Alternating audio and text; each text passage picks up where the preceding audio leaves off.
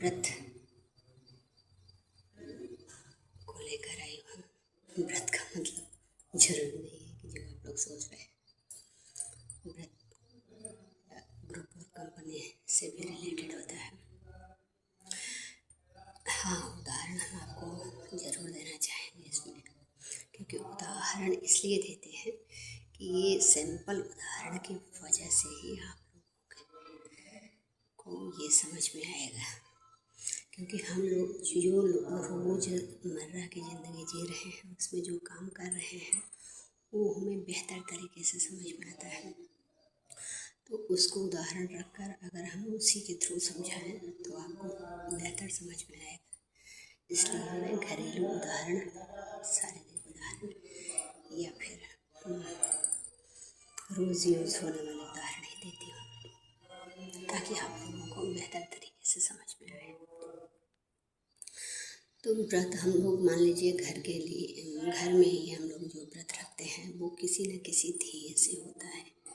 जैसे करवा चौथ का व्रत मान लीजिए तो पति की लंबी आयु के लिए होता है। गणेश चतुर्थी होता है तो वो लंबी आयु के लिए होता है। सोमवार व्रत जो होता है वो अपने अंदर कॉन्फिडेंट के लिए होता है और किसी भी बुराई से लड़ने की क्षमता मांगता है। इसी तरह से आप लोग ग्रुप और कंपनी के कार्य को भी समझें और उसमें शामिल होने के बाद आप लोग एक व्रत लें कि हमें इस ध्येय से, इस व्रत के लिए, ये पाने के लिए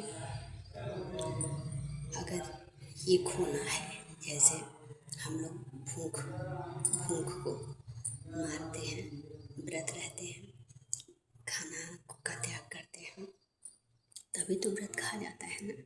उसी तरह से अपने काम में से थोड़ी समय निकालिए।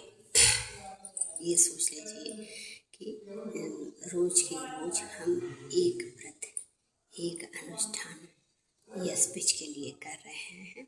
जैसे हर साल, हर महीने में कोई एक व्रत करते हैं हम किसी अपनों के लिए।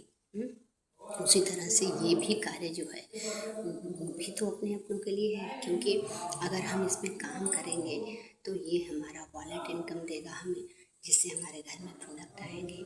ये हमें जनरेशन इनकम देगा, जैसे हमारे बच्चों को अर्निंग होगी, अर्निंग की प्रॉब्लम नहीं होगी। और जब आगे हम अपने बिजनेस को जब बढ़ा कर रखेंगे तो वो आगे हमारे बच्चों को काम देगा।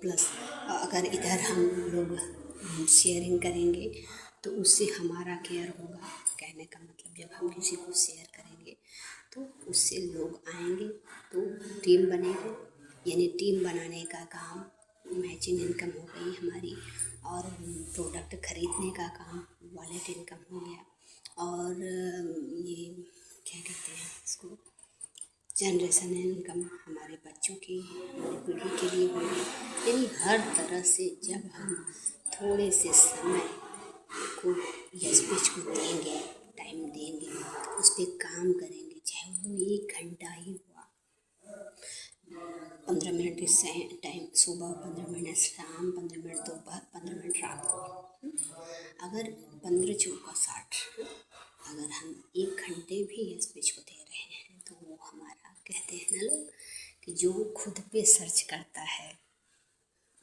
खुद पे टाइम खर्च करता है, उसे लोग आगे सर्च करते हैं। तो ये बात सही है। देख लीजिए, एक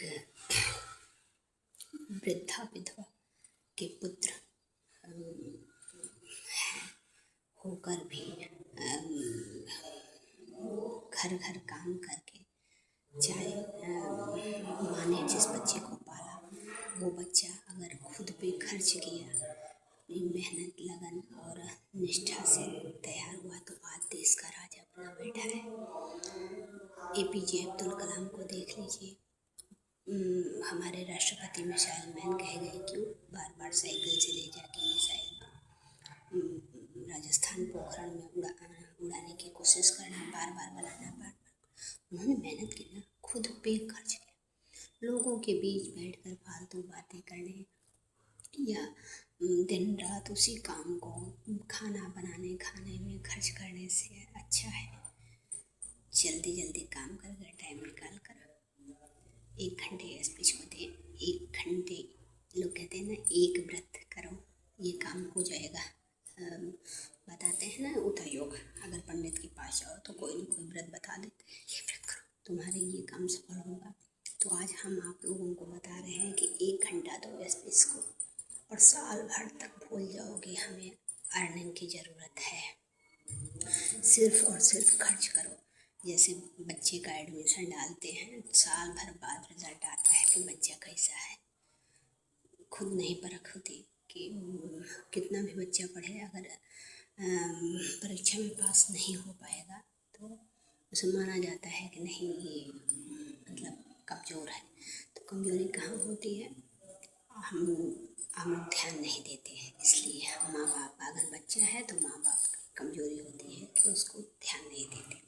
इसी तरह से अगर लीडर ध्यान नहीं दे रहे हैं तो उनका ध्यान अट्रैक्ट कराइए। अगर खुद नहीं कर पा रहे हो तो पूछिए, लेकिन खुद करने की कोशिश पहले करिए।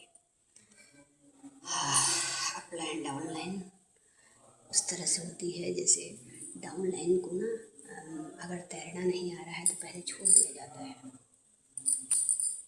हल्का सहारा दिए रहेंगे लेकिन छोड़ दिया जाता है। पहले पकड़ पकड़ के डुबाते हैं, जब देखते हैं कि ये सीखेगा नहीं और जब तैरना नहीं सीखेगा तो उसे छोड़ दिया जाता है। वो अकेले हाथ पैर पटकते या तो सीख जाता है या तो ज़्यादा डूबने लगता है तो फिर लीडर निकाल लेते हैं बाहर।